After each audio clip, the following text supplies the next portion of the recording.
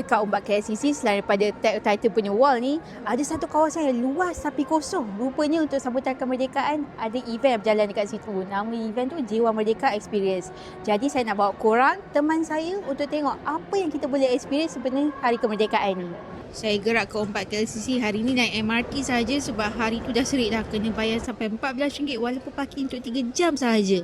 Lepas dah sampai tu, saya terus naik ke tingkat ground floor untuk pergi dekat bahagian passport dengan gift collection tu. Ada satu kaunter kecil tu untuk saya ambil buku. Need to collect the 6 stamp ni kat level 1 to explore. So bila korang dah dapat buku pasport ni, terus naik ke tingkat 1 untuk Jiwa Merdeka punya experience. Masuk-masuk terus ada screen yang besar macam ni.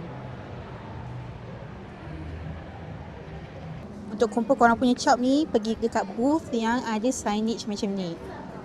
Sebenarnya ada banyak aktiviti yang korang boleh buat untuk kumpulkan cap tu. Macam warnakan batik, boleh juga cuba untuk tenun songket, belajar anyaman. Tapi hari ni memang saya fail.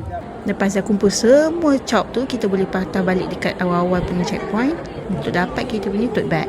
Macam inilah design dia, Jiwa Merdeka dengan Ombak KLCC punya design. Sebenarnya untuk hujung minggu ni dekat Ombak KLCC ada banyak event macam ni, Lego pop-up store. Dekat level bawah sekali ni ada pasar local untuk jual-jual barang, dan dekat tengah-tengah tu sebenarnya ada viral spot yang bila kita ambil gambar tu memang cantik. Bila korang naik ke atas, sekarang ni dah ada signboard Ombak KLCC. So bila ambil gambar tu akan jadi lagi lawa.